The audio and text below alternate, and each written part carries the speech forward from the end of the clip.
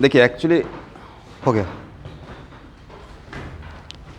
Minimum एक, जो आपको नीट में, जेई मेन का बात नहीं कर रहा हूँ, बट नीट में जो पूछा जाता है उसमें centre of mass of collision का सबसे इजीएस्ट फॉर्म पूछा जाता है। वन नीट का क्वेश्चन में तो मैक्सिमम क्वेश्चन देखते हैं कोफिशिएंट ऑफ रेस्टिट्यूशन का, और उसमें अगर पढ़ा देंगे 2 क्लास भी 3 क्लास भी, और collision 1 dimensional collision, right, hardly 2 dimension पे कॉम्प्लिकेटेड। तो आपका एक्चुअली किसी भी मैकेनिक्स के चैप्टर में बहुत आसान क्वेश्चन पूछा जाता है। रोटेशन में तो मैक्सिमम चांस रहता है कि सिर्फ मोमेंट ऑफ इनर्शिया पूछ लिया जाए, करेक्ट। मेन रोटेशन थोड़े आपको पूछा जाता है आईटी लेवल का। वैसे ही हर मैकेनिक्स के चैप्टर से जो क्वेश्चन आता है, वर्क पावर एनर्जी तक कर लीजिएगा, starting from unit and dimension 8 question रहता है। उस 8 में से कम से 5 बनाया जा सकता है। जैसे कल एक दो स्टूडेंट को मैं रात में काउंसलिंग कर रहा था, वो घबरा रहे थे थोड़ा कि भाई 45-50 क्वेश्चन में से 20 तो ऐसा क्वेश्चन होता है कि अगर चैप्टर एक बार क्लास में बैठ जाइए और फार्मूला का शॉर्ट नोट्स बना लीजिए तो फार्मूला पुटिंग रहता है। जैसे इसी बार एक क्वेश्चन था electric potential inside the parallel plate capacitor, half epsilon not E square into volume, यही तो है। लेकिन उस चीज़ को फार्मूला लगाने के लिए भी आपको क्लास में बैठना पड़ेगा, तो क्लास में बैठेगा तब पता चला अच्छा इस फार्मूला का यहाँ पे यूज है। बट क्वेश्चन कम से कम तो 20 क्वेश्चन तो मैं हर साल निकाल के दे दूंगा कि देखिए जस्ट फार्मूला पुटिंग था, करेक्ट। अब लीनियर एक्सपेंशन नहीं लगता इस पर क्वेश्चन सिर्फ फार्मूला पुटिंग रहेगा, L equal to L not 1 plus alpha into delta t. अब बहुत उसमें घुमाएगा नहीं, बहुत कॉम्प्लिकेटेड आपके एग्जाम में नहीं करेगा क्योंकि 1 मिनट का ही टाइम रहता है, ठीक है। बट आपको फिजिक्स के क्लास में थोड़ा पेशेंस रखना पड़ेगा। आप उसको केमिस्ट्री के जैसा सोचिएगा कि हाँ इजी टू लर्न, तो प्रॉब्लम है। हर चैप्टर का अपना ग्रेविटी है, राइट, हर चैप्टर अपना एक ग्रेविटी लेके आता है, तो उसको उसी तरीके से पढ़ना होगा। इसलिए अगर हम फिजिक्स को केमिस्ट्री के जैसा सोचेंगे तो नहीं होगा, उसमें हार्डवर्क करना पड़ेगा। तो आपको लगता है कि एक सेक्शन आपका वीक जा रहा था, दूसरा सेक्शन को एकदम बहुत ज़्यादा स्ट्रॉन्ग कर दीजिए।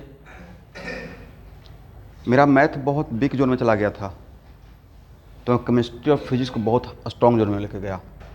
मुझे समझ में आ गया था कि मैथ पे उतना स्कोर नहीं हो सकता है। हार्डली 128 में 55 मार्क्स था मेरा मैथ मेन एग्जाम में, बट 55 भी मैथ में बहुत बड़ा मार्क्स था। जो मुझसे अच्छे रैंकर थे, जिनको 1288 रैंक था, उनका 44 ही था।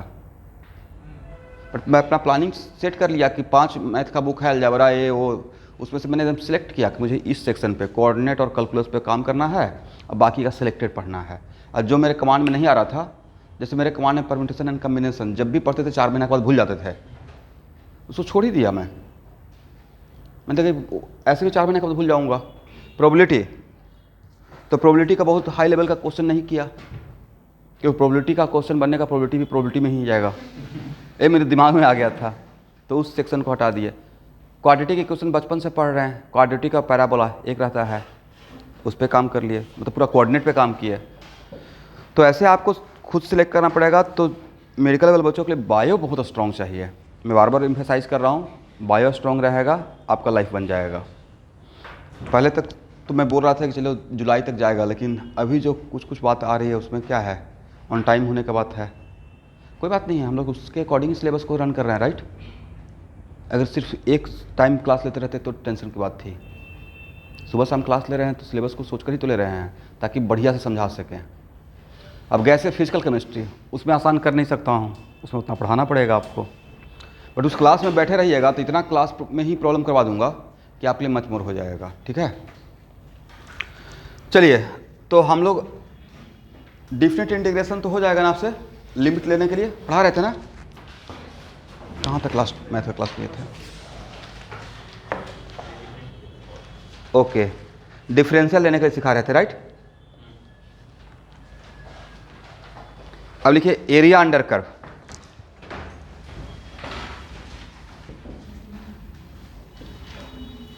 एरिया अंडर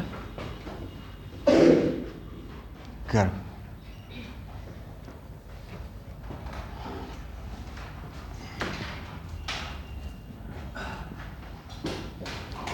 ये बहुत जगह आएगा स्टूडेंट, केमिस्ट्री में भी आएगा और फिजिक्स में भी आएगा।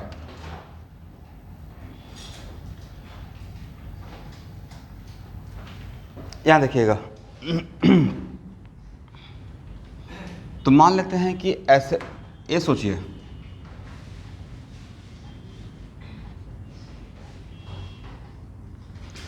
जैसे डिफरेंशिएशन का मतलब क्या होता है, geometrical meaning slope. dy by D x का ज्योमेट्रिकल मीनिंग क्या होता है, वैसे ही इंटीग्रेशन का ज्योमेट्रिकल मीनिंग होता है एरिया। किसी का ऑडियो अनम्यूट है, प्लीज म्यूट कर लीजिए। तो इंटीग्रेशन का ज्योमेट्रिक, इसको क्या पढ़ेंगे, ये तो ऐसे तो मैथमेटिकली पढ़ेंगे, integration of y with respect to x, right. और limit taken from where to where, x1 से x2। बट इसका ज्योमेट्रिकल मीनिंग है एरिया अंडर कर्व। किसका वर्सेस किसका, y वर्सेस x का। लिखिए तो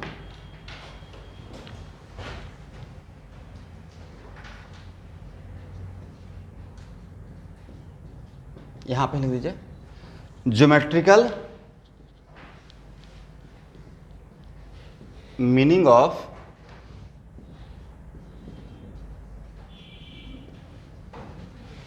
integration is area under curve Y versus X. तो यहां देखिए, ओपन एरिया का, ओपन अगर है, अगर क्लोज नहीं है तो क्या उसका एरिया फाइंड आउट कर पाएंगे। कोई ऐसे पूछेगा फाइंड आउट द एरिया, क्या फाइंड आउट कर पाएंगे। एरिया निकालने के लिए boundary should be closed, that's why हम लोग पढ़ते हैं geometrical meaning of integration is area, open या अंडर कर्व। तो अगर x1 से x2 तक है तो मान लेते हैं कि यहाँ पे मेरा x1 है, बातों को समझना है, और यहाँ पे x2 है, करेक्ट। तो ऐसे करते हैं। अब आपने इसको क्लोज कर दिया, नहीं,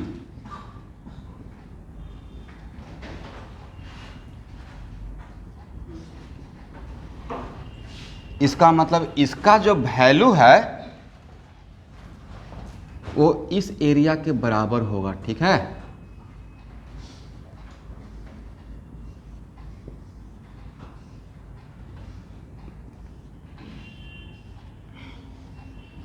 इसके बराबर रहेगा।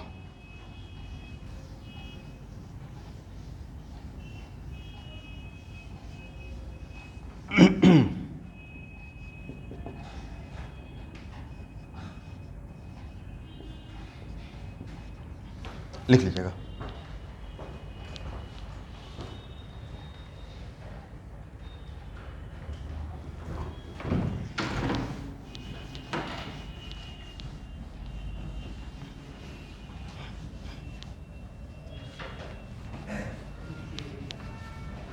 इसको हटाएं।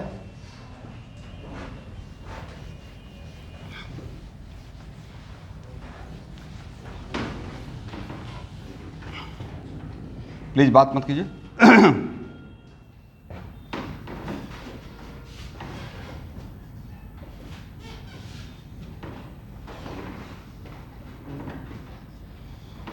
यहां देखिए एवरीवन,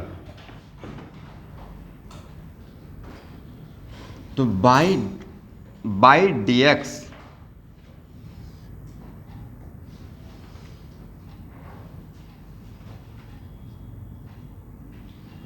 ए है मेरा dx, करेक्ट है ना। तो इस पॉइंट और इस पॉइंट, ये आपको समझाने के लिए इतना बड़ा, इतना विड्थ का dx लिए हैं। कितना बड़ा dx होता है क्या, dx कितना बड़ा, बहुत छोटा। क्या आप देखिए dx का मतलब एक पॉइंट का भी करोड़ टाइम्स छोटा, right, that is called dx। तो यहाँ से अगर खींचेंगे तो नहीं लगता कि एक लाइन ही रहेगा। dx से अगर खींचेंगे ये इतना बड़ा होगा या सिर्फ जस्ट लाइक ए लाइन, क्योंकि फिर आपको कंफ्यूजन होगा कि सर यहाँ का वैल्यू बाई का और यहाँ का वैल्यू बाई का शायद डिफरेंट होगा, राइट। बट यहाँ इस पॉइंट पे, यहाँ पे अगर मान लेते हैं x1 है, यहाँ पे x है, तो यहाँ पे तो बोलेंगे x प्लस डी एक्स, हाँ या ना। यहाँ पे x, तो यहाँ पे क्या बोलिएगा x प्लस, तो शायद आपको लगेगा सर यहाँ पे बाई का वैल्यू कुछ और रहेगा, यहाँ पे बाई का वैल्यू कुछ और रहेगा। अगर माइन्यूटली ऑब्जर्व करेंगे तो ये था डी एक्स का विड्थ, राइट। ये it is just a line, it is just a, तो यहाँ पे बाई का वैल्यू और यहाँ पे बाई का वैल्यू अलग रहेगा या सेम रहेगा? सेम, ऑलमोस्ट सेम रहेगा, राइट। That's why. और इसको यहाँ से अगर ध्यान सुनिएगा,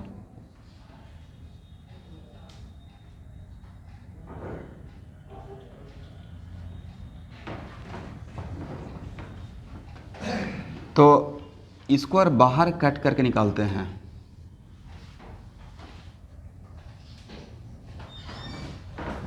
पावर कट हो गया,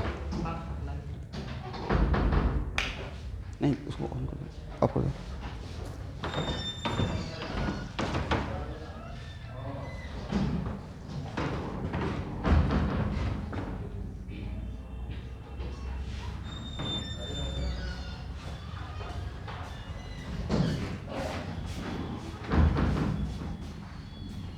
यहाँ देखिएगा स्टूडेंट, इसका शेप कैसा दिख रहा है? इसको मैंने कट करके यहाँ से बाहर निकाला, नहीं तो it is kind of rectangle, it is kind of what,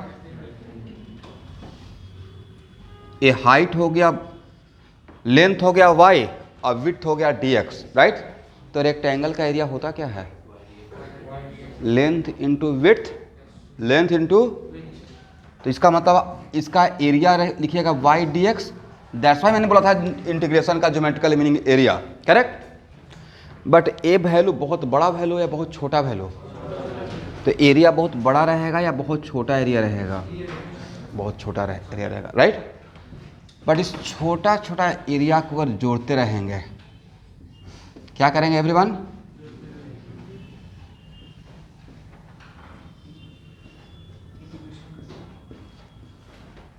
D a plus d a plus d a plus d a plus infinite A, x1 से x2 के उसमें becomes what? A. D A का integration करते हैं तो क्या मिलता है? ए। तो सारे छोटा छोटा एरिया को अगर हम लोग सम कर दें तो टोटल एरिया मिल जाएगा। दिस इज द रीजन कि geometrical meaning of integration is area under curve होगा। समझ में आ गया है? नोट कर लीजिएगा। बहुत जगह आएगा भाई। अच्छा, 9th और 10th में आप एरिया निकालने के लिए सीखे होंगे, तो 9th और 10th का एरिया सिर्फ पॉजिटिव रहता होगा, राइट। बट आज के बाद एरिया पॉजिटिव भी हो सकता है और निगेटिव भी हो सकता है, फिजिक्स में एटलीस्ट, ठीक है। तो लिखिए, मतलब कैलकुलस में भी खास करके एरिया अंडर कर्व में, देखिए एक लाइन नोट करके, इन कैलकुलस और physics area can be positive और निगेटिव।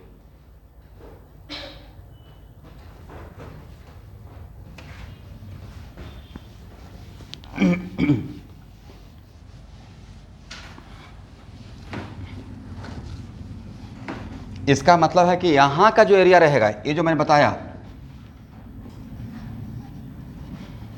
x1 से x2, ये एरिया मेरा एब्सोल्यूट एरिया है या अलजेब्रिक एरिया है?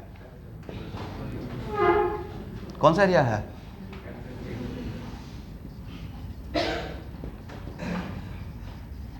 अलजेब्रिक एरिया है, ठीक है ना। अलजेब्रिक क्वांटिटी का मतलब वैसा quantity which can be positive और निगेटिव। आपका 28 से फिजिक्स का क्लास 5 या 6 तक आर के सर लेंगे, यहाँ से उनका टिकट कर दिया हूँ, 27 को पहुँच जाएंगे। आप इलेक्ट्रोस्टेट और गॉस लॉ का मेडिकल का आप लोग भी ज्वाइन कीजिएगा, सब लोग ज्वाइन करेंगे। थ्योरी तो आगे बढ़ाएंगे ही, बट साथ में वो सारा एक एक प्रॉब्लम असाइनमेंट डिस्कशन करवा लीजिएगा क्लास में, नहीं तो बाद में छूटेगा तो छूट जाएगा, ठीक है।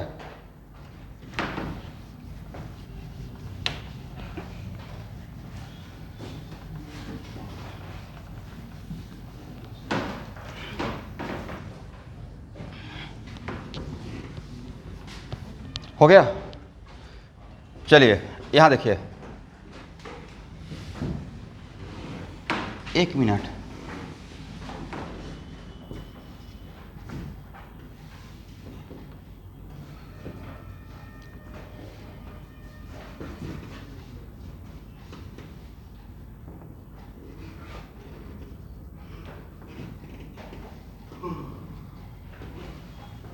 शॉर्ट नोट्स स्टूडेंट मैं बनवा दूंगा, लेकिन थोड़ा आप सपोर्ट कीजिएगा तब, जितना सर पढ़ा रहे हैं पर थोड़ा तो आपको क्लास करते रहना पड़ेगा, तब तो मेरा शॉर्ट नोट्स आपको समझ में आएगा।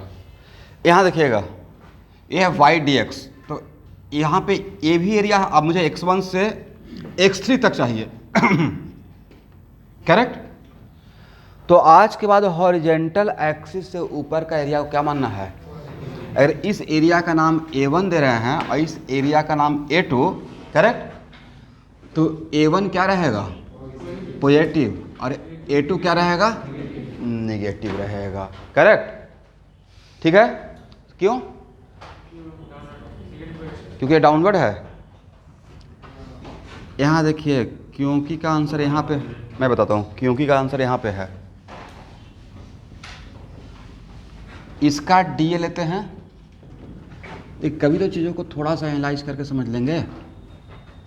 बाई डी एक्स यही था ना, d a plus d a plus d a बड़ा सा ए, राइट। यहाँ और we are moving along positive x axis ना, हम लोग x1 से x3 की तरफ जा रहे हैं। ऑलवेज इंटीग्रेशन तो ऐसे ही करते हैं, लोअर लिमिट से अपर लिमिट।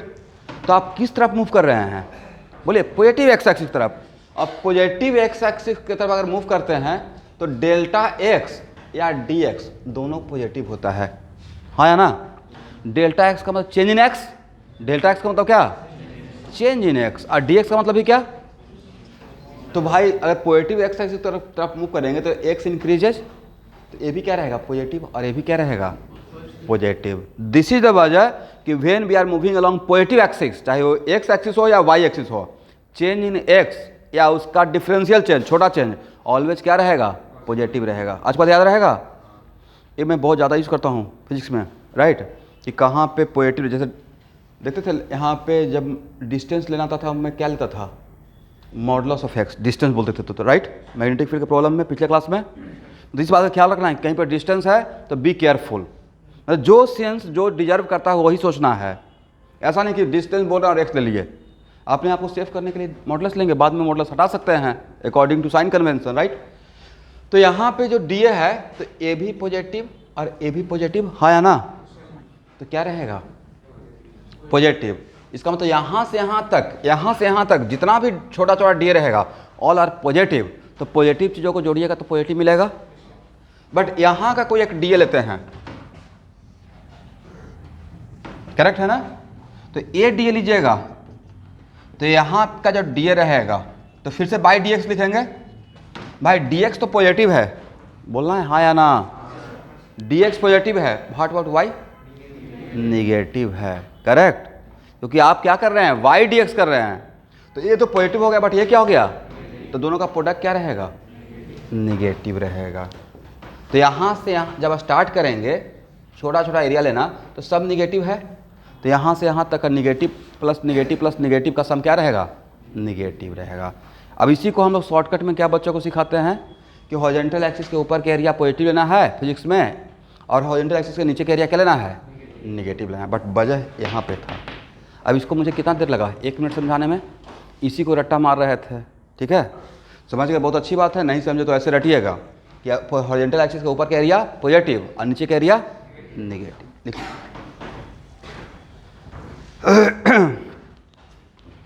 हो गया है एवरीवन?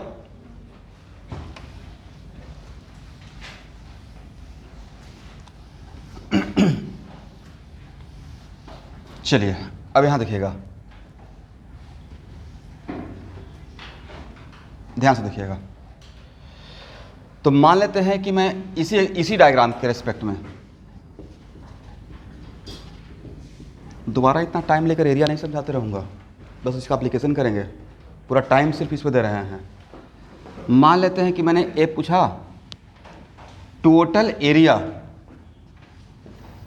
बाई डी एक्स कहाँ से कहाँ तक? x1 से x3, कहाँ से कहाँ तक? यहाँ से यहाँ तक।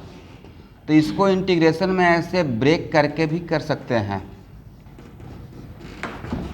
ये इंटीग्रेशन में ऐसा करते हैं कि यहाँ से यहाँ तक आना है तो यहाँ से यहाँ तक जाएंगे और फिर यहाँ से यहाँ तक। ऐसे इसको हम लोग बोलते हैं लिमिट को ब्रेक करना। क्या बोलते हैं? कहीं कहीं पे हम लोग को रिक्वायरमेंट होगा बाई डी एक्स। और सपोज कीजिए कि ऐसा यहाँ पे ग्राफ दिया हुआ है जिसका आप 9th या 10th में एरिया निकालने के लिए सीखे हैं। ट्रायंगल का तो सीखे हैं, ट्रेपेजियम का, तो उस टाइप का शेप रहेगा तो वहाँ पे इंटीग्रेशन करने का रिक्वायरमेंट है, या जितना देर में इंटीग्रेशन कीजिएगा उतना देर में तो अपनी 9th और 10th का कॉन्सेप्ट से एरिया निकाल लीजिएगा।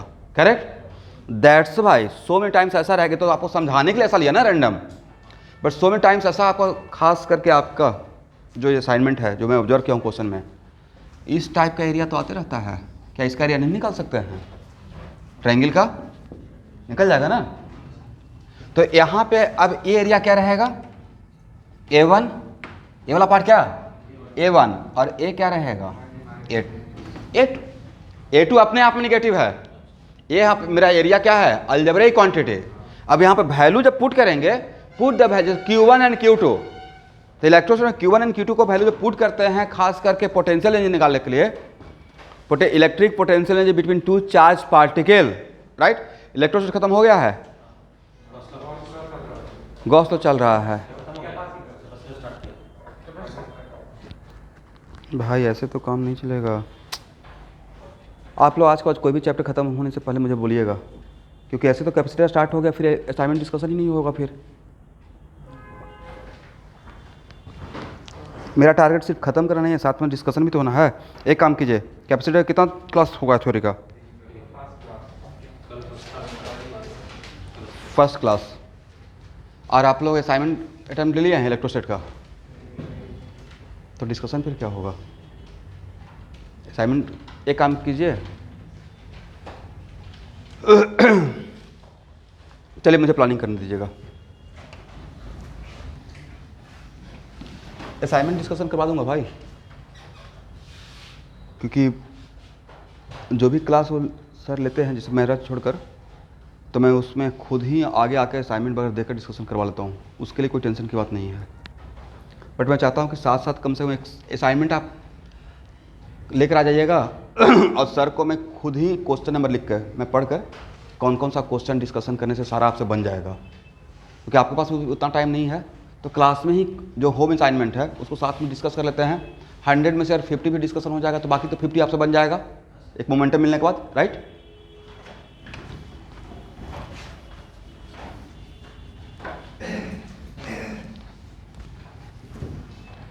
Okay electrostatics Gauss law capacitor का मैं खुद ही शॉर्ट नोट्स बनवा दूंगा, लेकिन आपसे बन जाएगा, बट जितना आपका प्रॉब्लम आएगा वो सारा ग्राफ वगैरह सब एक जगह कर देंगे, ठीक है।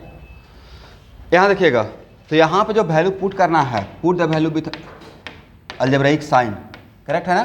तो देखिए मैं क्या करता था कि सपोज कीजिए कि इस टाइप का ग्राफ आया, यहाँ पे आया, तो मैं इसका मैग्नीट्यूड निकाल लेता था। ये तो पॉजिटिव है फिर भी, और इसका भी मैग्नीट्यूड ही निकालता था। क्या निकालते थे?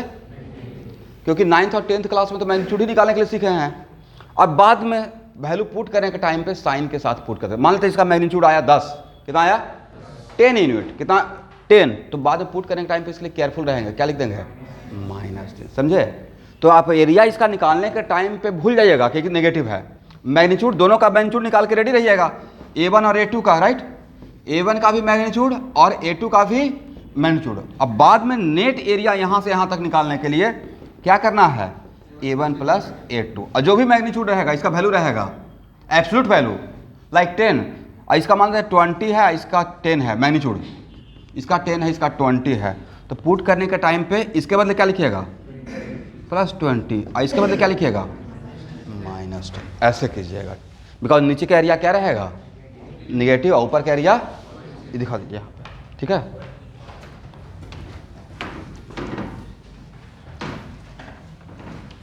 लिखिए भाई, इसी टाइप का आता है आपका, जानते हैं फिर भी लिखिए।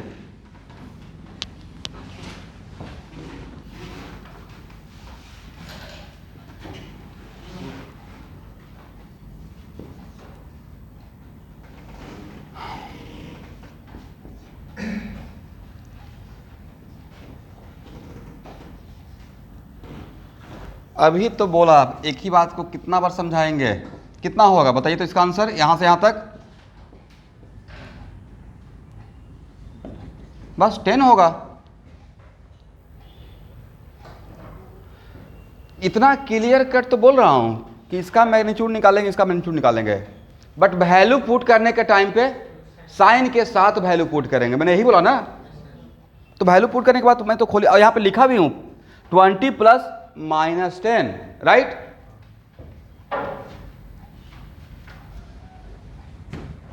यहाँ पे 10 है, यहाँ पे 4 है और यहाँ पे 6 है। ये डायग्राम याद रखिएगा, कम से कम 5 बार आएगा रेस्टेंट मोशन में। मुझे यहाँ से यहाँ तक एरिया चाहिए, x = 0 से x = 6 तक का टोटल एरिया फाइंड आउट।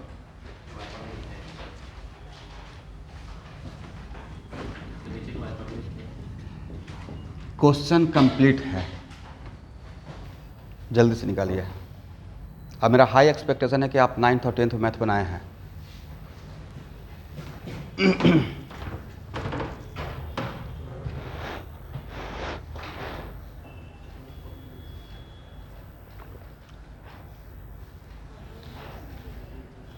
बनाइए। क्वेश्चन कंप्लीट, इनकम्प्लीट क्वेश्चन नहीं है। या ये भी तो यही सेम बात रिपीट किए। इसका मतलब क्वेश्चन कंप्लीट है, आप उसको बना सकते हैं। दिमाग पे थोड़ा जोर लगाइए।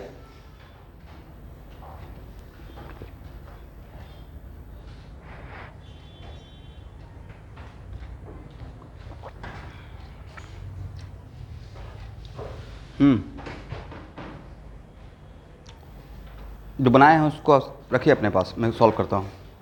बाकी लोग को बनाने दीजिए यहाँ पे क्लास में।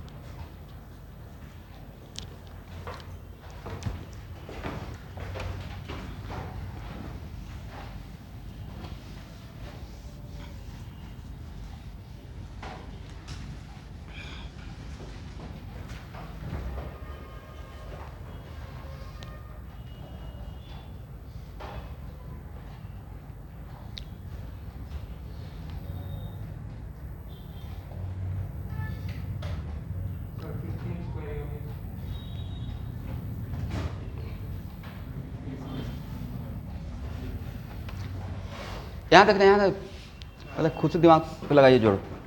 भाई ए और ए सिमिलर ट्रायंगल है। कौन सा ट्रायंगल? हाँ या ना? ए एंगल और ए एंगल सेम हो गया, ये 90 तो ये भी 90, तो बाकी ए एंगल भी सेम हो जाएगा। और सिमिलर ट्रायंगल में आप रिलेशन जानते हैं? सिमिलर ट्रायंगल का रिलेशन कर सकते हैं। दिस बाय दिस, यहाँ देखिएगा, this by this equal to this by this. Similar triangle में एक रिलेशन था 9th क्लास में, राइट। तो क्या हम लोग लिख सकते हैं, इसका मान लेते हैं हाइट h, हाइट मान लेते हैं कितना h, तो 10/h equal to 4/2, then h equal to कितना हो जाएगा 5। मैंने बोला था ना क्वेश्चन कंप्लीट है, तो इसका वैल्यू यहाँ पे कितना रहेगा एवरीवन, 5 या -5। और यहाँ पे बाई का वैल्यू समझ में आया है नहीं आया? इसका मतलब इस टाइप का क्वेश्चन रहेगा, तो अगर नहीं दिया इसका मतलब क्वेश्चन कंप्लीट है।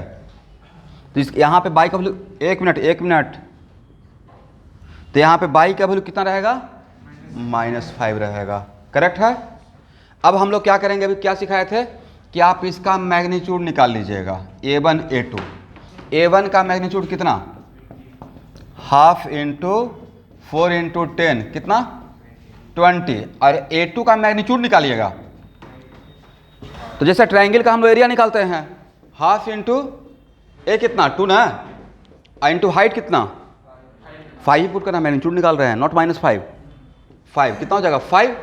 लेकिन मेन एरिया यहां से यहां तक निकालने के लिए तब लिखिएगा A1 + A2। क्या लिखिएगा A1 + A2। A1 how much 20 + 20, A2 के लिए क्या पुट कीजिएगा -5, तो कितना रहेगा 15। जिनका 15 है उनका करेक्ट आंसर है। तो आज के बाद इस टाइप का आएगा तो क्लिक कर जाएगा माइंड। और एक बहुत सिंपल सा रिलेशन था, कौन सा ट्रायंगल, तो पक्का 9th में पढ़े होंगे या 8th में, करेक्ट हो जाएगा। चलिए ऑनलाइन स्टूडेंट समझ में आ गया,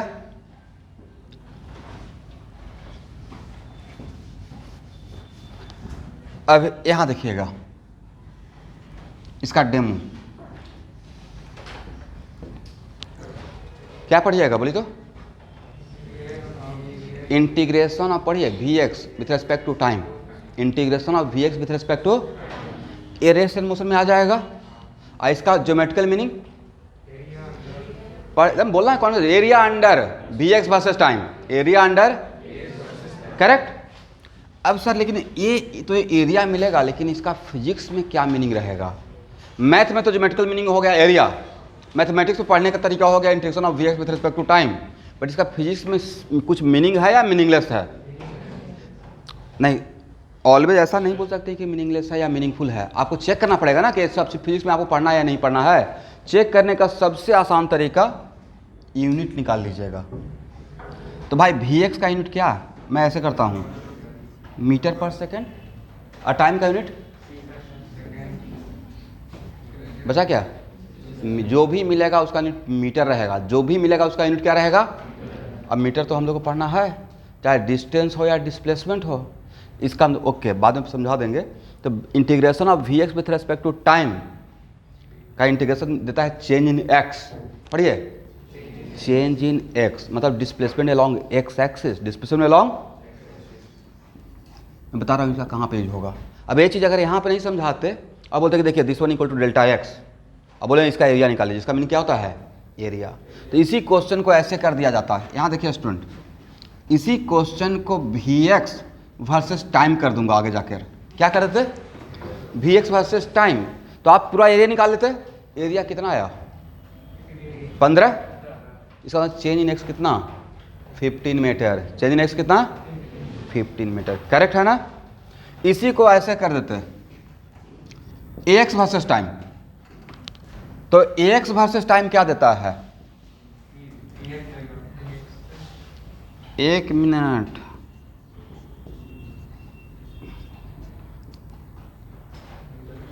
क्या बचा, मतलब सर कुछ ऐसा मिलेगा जिसका यूनिट मीटर पर सेकंड रहेगा, तो इट इज कंपल्सरी कि क्या सिर्फ वी एक्स रहेगा। तो ये देता है change in v x, v x नहीं बोले तो चेंज इन वी एक्स। तो एक चीज़ तो सीखे कि इंटीग्रेशन का जो एरिया रहेगा उसका यूनिट कैसे निकालेंगे और उसका मीनिंग क्या रहेगा।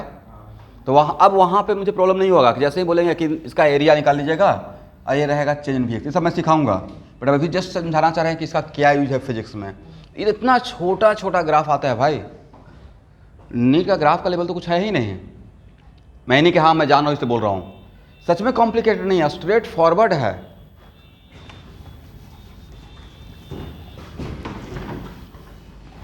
अब देखिए मान लेते हैं कि P वर्सेस V, करेक्ट। मैंने एक ग्राफ ऐसे ड्रॉ कर दिया, सपोज कीजिए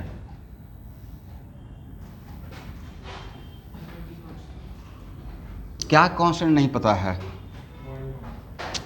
हाँ यहाँ पे प्रेशर कांस्टेंट है राइट, P वर्सेस V, और मैंने बोला integration of pressure with respect to what volume, यही पढ़ेंगे ना V1 से V2 तक। तो इसका मतलब क्या है एरिया, क्या है एरिया।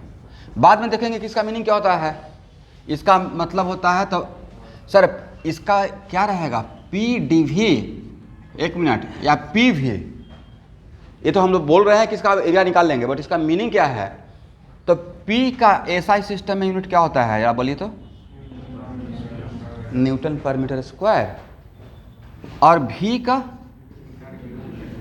कट कुट के बचा क्या न्यूटन मीटर, और न्यूटन मीटर तो वर्क डन का है, अब वर्क डन का क्या एनर्जी, इसका मतलब SI सिस्टम इसका क्या रहेगा जूल रहेगा, करेक्ट। इसका मतलब है कि कोई बोलेगा आज के बाद 8 लीटर एटमॉस्फेयर, कितना मतलब वॉल्यूम इंटू प्रेशर या प्रेशर इंटू वॉल्यूम, इसका मतलब क्या एनर्जी। लीटर एटमॉस्फेयर का क्या मतलब क्या हुआ एनर्जी का मतलब it is kind of work done, it is kind of what work done. तो सिर्फ ये जो एरिया वाला कॉन्सेप्ट है वो आपको फिजिक्स में काम करेगा या केमिस्ट्री में भी काम आ जाएगा, केमिस्ट्री में भी काम में आ जाएगा, समझ गए। और ऑब्वियसली जब P वर्सेस V रहेगा तो ग्राफ तो बाकी 3 क्वाड्रेंट में जाएगा ही नहीं, सिर्फ कौन सा क्वाड्रेंट में रहेगा फर्स्ट क्वाड्रेंट में रहेगा, समझे?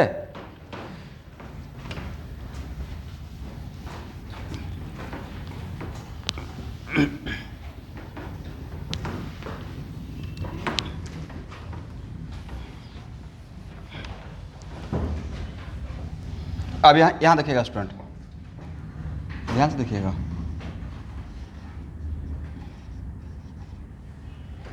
एफ एक्स डी एक्स क्या कर रहे हैं? तो भाई डी डब्लू वर्क डन का मैंने कुछ नहीं पढ़ाया है, बट थोड़ा फार्मूला तो आप पक्का जानते होंगे। डी डब्लू के लिए क्या होता है? F dot D R, correct. और दो वेक्टर का डॉट प्रोडक्ट, और कार्टेशियन सिस्टम में क्या इसको ऐसे लिख सकते हैं? F X D X F Y D Y और plus F Z D Z, correct. और मान लेते हैं let F Y equal to 0 और एफ जेड इक्वल टू 0। तो सर ऐसा क्यों बोल रहे हैं कि 0 रहेगा? तो सपोज कीजिए कि एग्जाम में ग्राफ आपसे ऐसे पूछा जाएगा, एफ एक्स वर्सेज एक्स का ग्राफ दिया रहेगा, समथिंग लाइक दिस। किसका वर्सेज किसका? एफ एक्स वर्सेज एक्स का, और किसी का नहीं दिया हुआ है, और आपसे वर्क डन पूछा जाएगा, करेक्ट। इसका मतलब एफ वाई और एफ जेड नहीं दिया हुआ, मतलब एफ वाई एफ जेड क्या लेना है? 0 लेना है, करेक्ट। और मुझे ग्राफ पे आपसे क्वेश्चन कॉन्सेप्ट चेक करना रहेगा, एफ एक्स वर्सेज एक्स दे दिए, इसका मतलब एफ एक्स है but f y f z नहीं है। तो अब बचा क्या यहाँ से? इस बात के बाद D W equal to what? F X D X. तो इसका ज्योमेट्रिकल मीनिंग तो एरिया है, बट फिजिक्स में मीनिंग क्या रहेगा? वर्क डन रहेगा, करेक्ट। कहाँ से कहाँ तक? x1 से x2 तक। और work done can be positive और negative, work done can be, क्योंकि ऐसा भी तो ग्राफ हो सकता है। यहाँ देखिए एफ एक्स वर्सेज एक्स का आया ना, यहाँ का वर्क डन क्या रहेगा? पॉजिटिव, और यहाँ का वर्क डन क्या रहेगा? निगेटिव रहेगा, ठीक है ना? दिखा दीजिएगा। तो नहीं लगता कि यहाँ पे ये एरिया वाला कॉन्सेप्ट बहुत जगह यूज में आ जाएगा फिजिक्स में। फॉर एग्जाम्पल पावर का फॉर्मूला क्या होता है? पावर इंस्टेंटेनियस पावर होता है डी डब्ल्यू by d t, right. Work done with respect to rate of work done with respect to time. तो यहां से d W equal to sometimes ऐसे भी तो कर सकते हैं, और इसको अगर इंटीग्रेट करेंगे तो पावर वर्सेस टाइम का ग्राफ अगर दिया रहेगा, पावर वर्सेस टाइम का ग्राफ, तो integration of power with respect to time gives what? Total work done gives what? Total work done. तो ऐसा भी कॉन्सेप्ट चेक कर सकते हैं। तो ये सब सारी बातें मैं रिपीट करूंगा फिजिक्स में कहीं ना कहीं, ठीक है। बट अगर बस इतना कॉपरेट कीजिएगा कि बस इस एरिया को समझ गए कि इंटीग्रेशन का ज्योमेट्रिकल मीनिंग क्या है? एरिया, ऊपर का एरिया निगेटिव और नीचे का एरिया, ऊपर का एरिया पॉजिटिव और नीचे का एरिया निगेटिव रहेगा।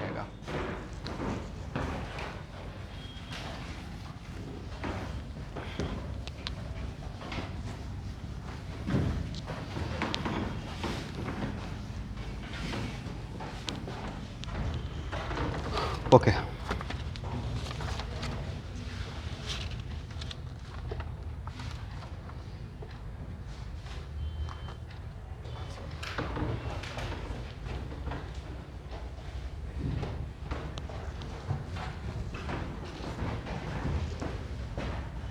यहाँ देखिएगा,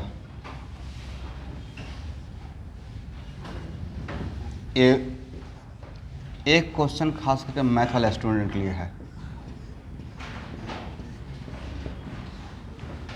जिसको मैंने शेडेड एरिया किया है, करेक्ट। ए एरिया, पहला ऑप्शन ए रहेगा,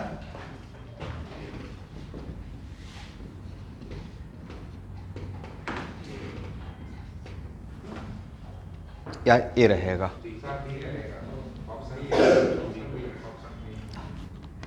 यहाँ पे जब ए एरिया निकाल रहे हैं, मतलब कहाँ से कहाँ तक? बाई 1 से बाई 2। तब इसको क्या पढ़िएगा? इस एरिया को पढ़ेंगे what? Integration of x with respect to y. क्या पढ़ेंगे? Integration of x with respect to y. तो ये एरिया ए है, करेक्ट। यहाँ देखिएगा, इसको अलग तरीके से साइडेड किया हूँ। ये क्या है, यहाँ पे बाई x1 भी है और y1 भी है, राइट। तो इसको क्या पढ़ेंगे, integration of y with respect to x। तो अब समझ में आ गया किसके अकॉर्डिंग कर रहे हैं। अरे हॉरिजॉन्टल एक्सिस पे ए ले रहे हैं, ए तब रहेगा किसका, integration of y with respect to x। Vertical axis पे अगर लिमिट ले रहे हैं तब क्या रहेगा, मतलब ए वाला बिट ए यहाँ पे, तब इसको पढ़ते हैं integration of x with respect to y। But आप लोग मेडिकल वाले स्टूडेंट इसमें ज़्यादा कन्फ्यूज मत होइए, ये सिर्फ मैं जेई मेन के पॉइंट ऑफ व्यू से बता दिया कि समटाइम्स हम लोग को उल्टा भी काम करना पड़ सकता है, ठीक है। बट मेडिकल में बिल्कुल स्ट्रेट फॉरवर्ड ही आप सोचिएगा। ये मैंने इसलिए बताया कि समटाइम्स P वर्सेज V का, तो V वर्सेज P का भी तो ग्राफ दिया रहता है, किसका, P versus V। But work done तो होता है integration of P with respect to V, work done क्या रहता है। बट मैंने आपको ग्राफ कैसा दे दिया, तो इसमें एक उपाय तो ये हो सकता है, और एरिया के कॉन्सेप्ट से ही निकालना है, किसके कॉन्सेप्ट से। तो एक काम तो ये हो सकता है कि V वर्सेज P का ग्राफ देकर P वर्सेज V का ड्रॉ करेंगे, मतलब P को वर्टिकल एक्सिस पे और V को हॉरिजॉन्टल। लेकिन अगर नॉलेज थोड़ा रहेगा और ऐसे मैंने एक लाइन खींच दिया, तो या सपोज कीजिए कि मैंने एक ऐसे आपका कॉन्सेप्ट चेक करने के लिए एक ऐसे लाइन खींच दिया, यहाँ देखिएगा सब लोग, तो मेरा वर्क डन एरिया रहेगा या मेरा वर्क डन एरिया रहेगा, तब इस केस में एरिया रहेगा। कौन सा रहेगा, एरिया, नॉट दिस एरिया, ठीक है, करेक्ट है ना। तो इसको यहाँ पे रहने देते हैं, जहाँ पे मिलेगा वहाँ पे देखा जाएगा।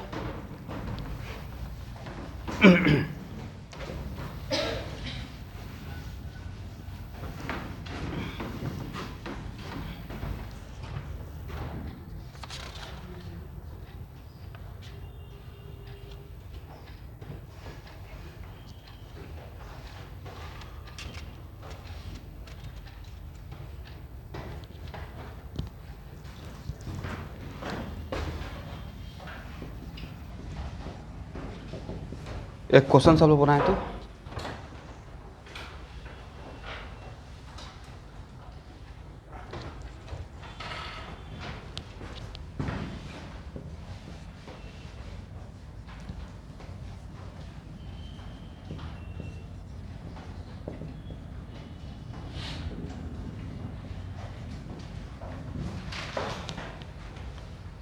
और इसमें मुझे इंटीग्रेशन करना है, कैसे कीजिएगा,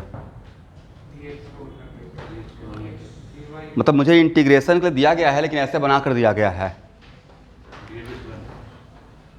सपोज कीजिए कि ऐसा मैंने दे दिया कहीं पे, तो इस टाइप का सिचुएशन में ऐसे रीअरेंज खुद से आपको करना पड़ेगा, कोई सिखाएगा नहीं।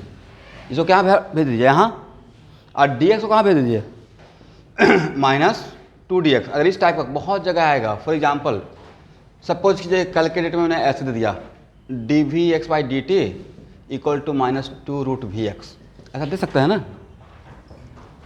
तब मुझे इंटीग्रेशन करने का रिक्वायरमेंट होगा, तो वहाँ पे ये नहीं सोचना कि सर कैसे होगा, इसको यहाँ ले आइएगा। यहाँ पे अगर इंटीग्रेशन vx के रेस्पेक्ट में कर रहे हैं तो variable should be vx, variable should be what. इसलिए अगर इंटीग्रेशन का टास्क मिला है तो यहाँ पे अगर ऊपर में dy है तो variable should be y, variable should be, तो इसको यहाँ ले गए यहाँ, अब तो इंटीग्रेशन हो पाएगा, करेक्ट, लिख लीजिएगा।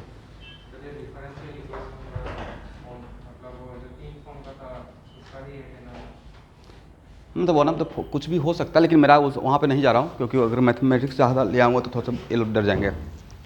जस्ट ऐसे कि इस टाइप का, एक्चुअली मैं वो एग्जांपल ले रहा हूँ जो फिजिक्स में मेरा आते रहेगा, तो उसको पहले ही यहाँ पे बता दिए कि ऐसा रहेगा तो ऐसा इंटीग्रेशन कीजिएगा, ठीक है।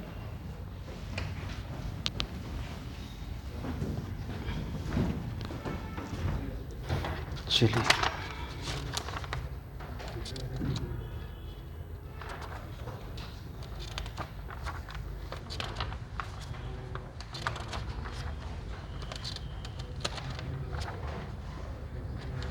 प्लीज़ बात मत कीजिए।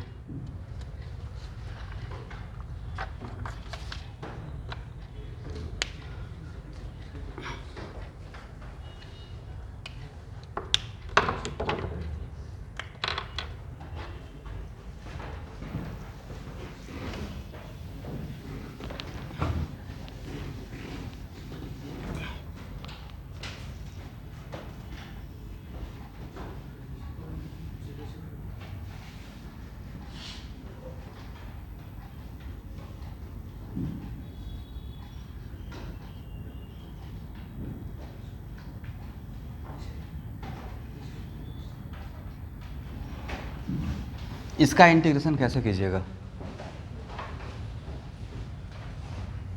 तो करके बताइए तो, या इसका इंटीग्रेशन।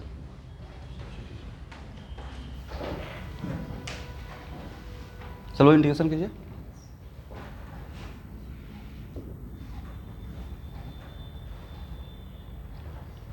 ये दो टाइप का इंटीग्रेशन इलेक्ट्रोस्टैटिक में आते रहता है।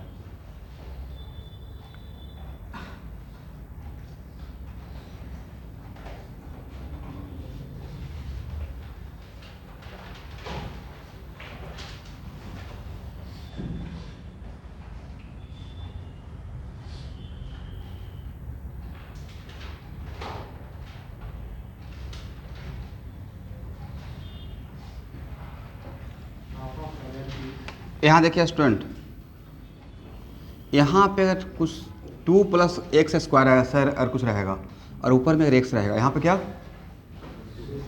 ज़्यादा कुछ मैथ मैं नहीं सिखाऊंगा, बट इतना सिखा देता हूँ कि ये सब आएगा तो एटलीस्ट ये रिपीट होता है कहीं पे। तो मान लेते हैं कि इसको z मान लीजिए। किसको z मान लीजिए? इसको बोलते हैं मेथड ऑफ सब्स्टिट्यूशन। क्या बोलते हैं? और dz/dx कीजिए तो कितना आता है? तो इसका डिफ्रेंशिएशन तो 0, ऐसे कितना रहेगा? 2x। करेक्ट, ठीक है ना?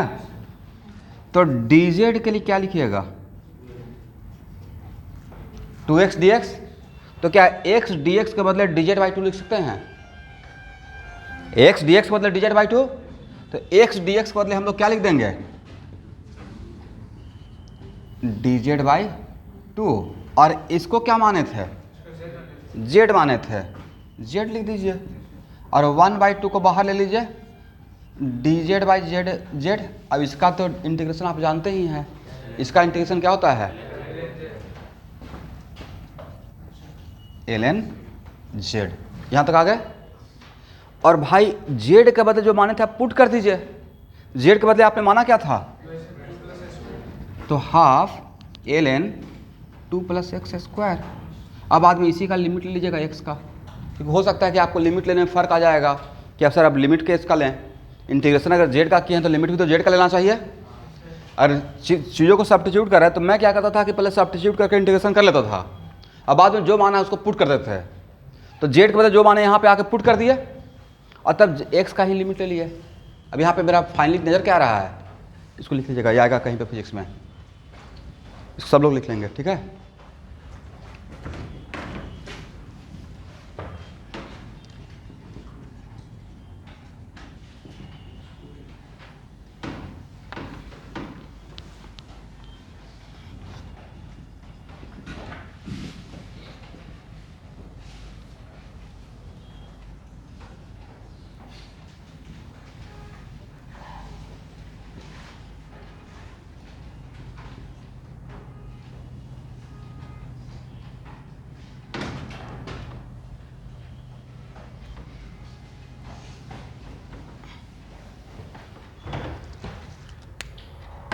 तो मुझे लगता है कि अब इस क्लास को खींचने से कोई फ़ायदा है नहीं, इतना मेरा मैथमेटिक्स से काम चल जाएगा। और उसके बाद नेक्स्ट क्लास, मतलब कल का क्लास में मैं स्टार्ट करने जा रहा हूँ रेस्ट एंड मोशन, ठीक है? इतना मैथमेटिक्स से अब काम चल जाएगा। थोड़ा जल्दी क्लास में इन करूँगा आज।